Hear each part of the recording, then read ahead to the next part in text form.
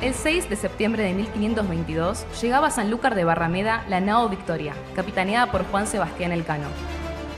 Era la única de las 5 naves que, comandadas por Fernando de Magallanes, partieron del mismo puerto 3 años antes, con el objetivo de encontrar una ruta marítima que conectara el Océano Atlántico con el Pacífico. La expedición suponía la culminación de un proceso de más de 2 siglos de exploraciones europeas más allá de su área de influencia, buscando un camino directo con los mercados de productos exóticos orientales.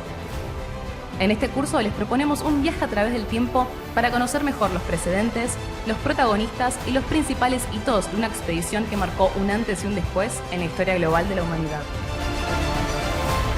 A 500 años de la primera globalización, el viaje de Magallanes Elcano en su contexto.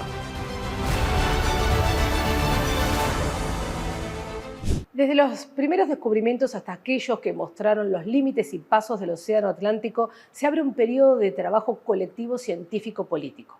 Las nuevas percepciones, novedades y datos que los navegantes, cronistas y viajeros van incorporando a sus narraciones son interpretados por los nuevos hombres de ciencia y entre sus resultados se destacó la significativa progresión cartográfica.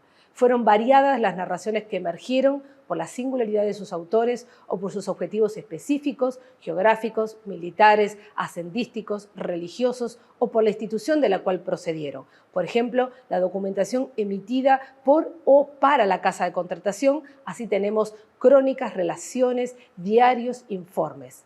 Además, en particular, la expansión europea por el Atlántico fue testimoniada de un modo singular por los denominados relatos de viajes, que se caracterizan por un relevante componente informativo y documental.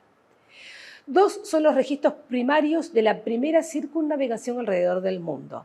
La relación del primer viaje alrededor del mundo, escrita por Antonio Pigafetta, es el registro principal, por su extensión y complejidad de datos. Era el letrado extranjero al servicio del poder español y por ende no respondía al carácter de navegante colonizador. De este modo, su escritura oscila entre la crónica y la literatura, en la cual está él implicado físicamente, vinculándose con los distintos actores sociales que directa o indirectamente participan de la narrativa descriptiva. Narró con gran entusiasmo la aventura en la que estuvo involucrado, describiendo la naturaleza y los hombres.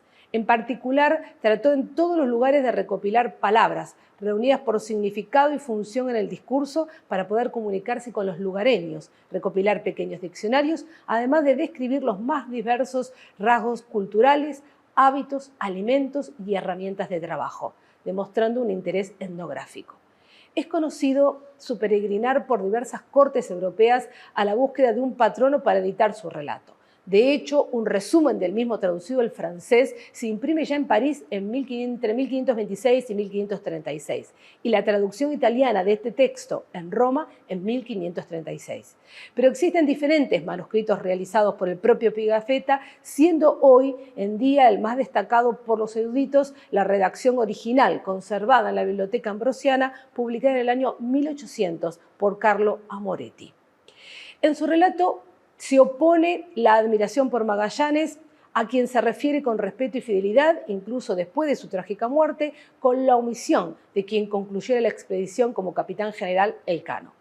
A su vez, salvo unas pocas excepciones, su nombre no figurará en la documentación española, un juego de fidelidades y silencios que manifiestan la controvertida realidad vivencial de aquella famosa expedición. El segundo de los registros lo realiza el piloto Francisco Albo, conocido con el título de derrotero del viaje. Lo inició el 29 de noviembre de 1519 a la altura del Cabo San Agustín, finalizándolo el 4 de septiembre de 1522.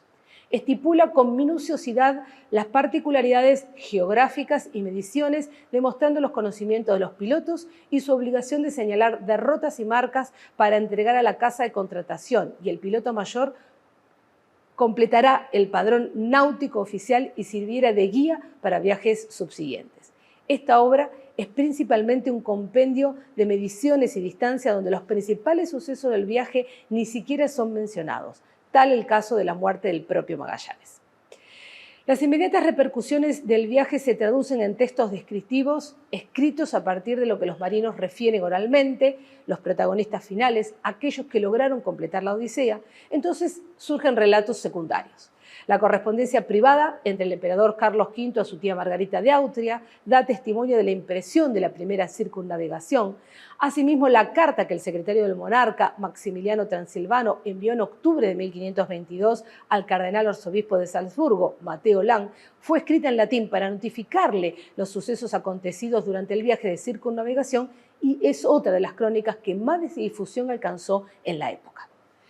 Se suman otras breves crónicas, algunas de ellas anónimas, como la navegación y viaje que hizo Fernando de Magallanes desde Sevilla para el Maluco en el año 1519, escrita por cierto piloto genovés.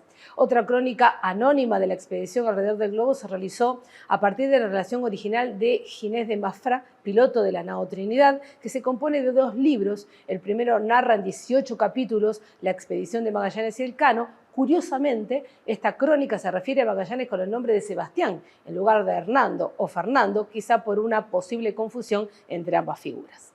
El cronista de Indias Pedro Martín de Anglería entrevistará a los supervivientes y compondrá un texto que desafortunadamente se perderá en el saco de Roma de 1527, ciudad a la que le había remitido para su impresión.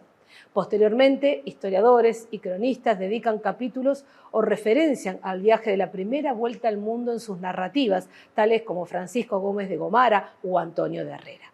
Hombres y relatos de una única hazaña. A 500 años de la primera globalización, el viaje de Magallanes Elcano en su contexto.